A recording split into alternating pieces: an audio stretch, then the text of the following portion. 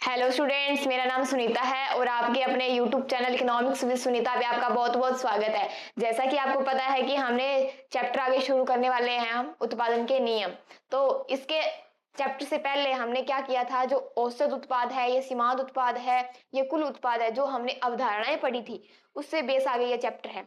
तो इसके अंदर हम क्या पढ़ने वाले, जो उत्पादन जैसे होता है तो उसके क्या है, अलग अलग नियम होते हैं। तो किस तरह से वो जो उत्पादन है वो होता है, उसका प्रोसेस क्या है। तो सबसे पहले मैं आपको यही कहूंगी कि अगर आपने जो पिछली क्लासेस का जो चैप्टर है अगर वो नहीं देखा है तो आप उसको समझें, उसको करें, तभी आप आगे बढ़ सकते हैं। तो सबसे पहले ये कि अगर आपने चैनल को सब्सक्राइब नहीं किया है तो चैनल को सब्सक्राइब कीजिए और साथ ही साथ क्लास अच्छी लगे तो इसको लाइक कमेंट शेयर करना ना भूलें। तो आज हम शुरू करने वाले हैं उत्पादन के नियम। अब देखो, आपको लग रहा होगा कि जो उत्पादन का नियम है ये किसके अंदर आएगा। तो जैसे आप जब जो आपकी एनसीईआरटी की जो बुक है, जब उसको आप उठाओगे तो उसके अंदर आप देखोगे कि आपके जो चैप्टर्स है वो क्या है, 5 या 6 हैं सिर्फ। लेकिन हम क्या कर रहे हैं, उनको एक टॉपिक के साथ उनको डिवाइड करके फिर आप अलग अलग उनको कर रहे हैं। तो इसका नाम, जैसे मैं चैप्टर का नाम दूं तो ये 7 चैप्टर हमारा चल रहा है, तो आप इनको कर लें। तो अब देखो, पीछे जो आपने जितने भी चैप्टर्स किए हैं, जैसे आपने अकॉर्डिंग क्या है, 6 चैप्टर्स हमारे पीछे हो चुके हैं। अब जो पीछे के जो 6 चैप्टर्स हुए हैं वो क्या है, बहुत इजी हैं। आपके एग्जाम के अंदर क्या है, बहुत ही इतने अच्छे से क्वेश्चन आएंगे कि आप उनको अच्छे से कर सकते हैं। लेकिन जब आप उसी टाइम करोगे, क्योंकि अगर आपने खुद कुछ नहीं पढ़ा है, उसको नहीं समझा है, तो कैसे करोगे।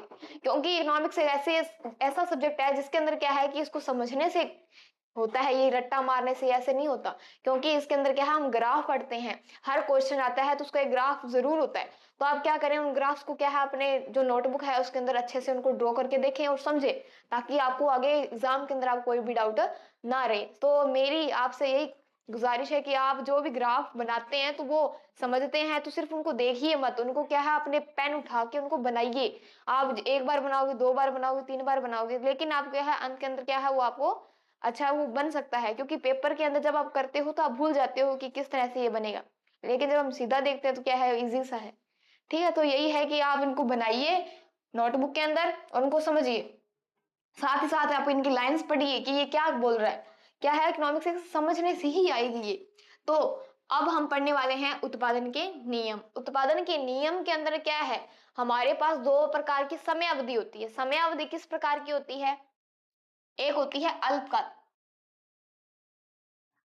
अल्पकाल,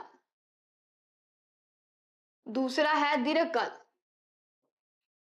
ये हमने पढ़ा था पिछली क्लास के अंदर कि अल्पकाल क्या है और दीर्घकाल क्या है। अल्पकाल यानी छोटा समय और दीर्घकाल यानी बड़ा समय, यानी बड़ी अवधि, छोटी अवधि, इस तरह से।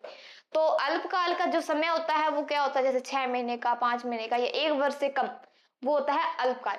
अब अल्पकाल के अंदर हमारे जो साधन आते हैं वो किस तरह के आते हैं, वो आते हैं, एक परिवर्तनशील साधन होता है, वो होता है श्रम। और जो बाकी स्थिर होते हैं वो मान लो भूमि और पूंजी, ये होते हैं, ये हमारे स्थिर साधन होते हैं। क्योंकि भूमि में हम अपने जो छोटे समय की अवधि होगी तो उसमें हम भूमि के अंदर कोई परिवर्तन नहीं कर सकते।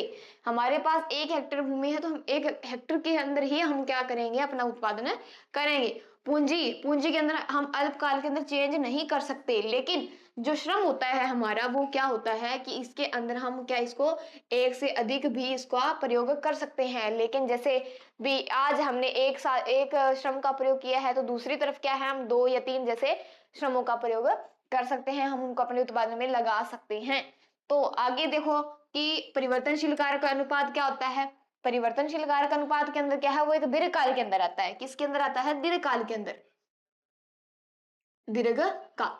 अब इसके अंदर जितने भी हमारे साधन है, क्या है, साधन, जितने भी साधन हैं उनके अंदर हम क्या कर सकते हैं, परिवर्तन कर सकते हैं। जैसे हम आज जैसे एक साधन का प्रयोग किया है तो दूसरे समय में क्या करेंगे, हम उनको कम या ज्यादा कर सकते हैं। क्योंकि वो क्या है, समय की अवधि है, समय की अवधि के अंदर क्या है, दीर्घकाल है, तो दीर्घकाल के अंदर हम उनको घटा या बढ़ा सकते हैं। तो आगे देखो, हमारा जो साधन है, साधन या कारक के प्रतिफल। अब साधन या कारक के प्रतिफल के क्या है, ये एक उत्पादन का नियम है कि उत्पादन किस तरह से किया जाता है, किस नियम के साथ किया जाता है। तो उत्पादन का प्रोसेस कैसे होता है कि साधन के बढ़ते प्रतिफल, साधन के समान प्रतिफल और साधन के घटते प्रतिफल। अब कोई भी चीज है वो स्थिर तो नहीं रहती, उसमें घटना बढ़ना या समान इस तरह से वो रहता है। साधन के बढ़ते प्रतिफल, अब साधन के बढ़ते प्रतिफल में क्या होता है कि एक ऐसी स्थिति होती है जिसके अंदर उत्पादन क्या है, बढ़ते स्तर पे बढ़ता है।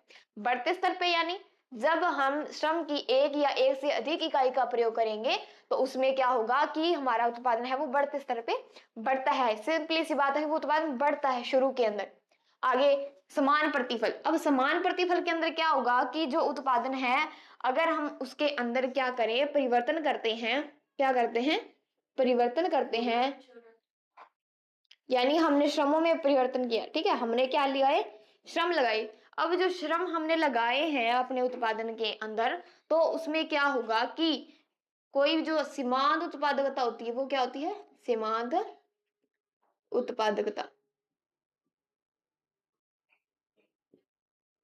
अब जो सीमांत उत्पादकता है, सीमांत, इसमें क्या होती है, कोई भी वृद्धि नहीं होती है। क्या नहीं होती, वृद्धि नहीं होती।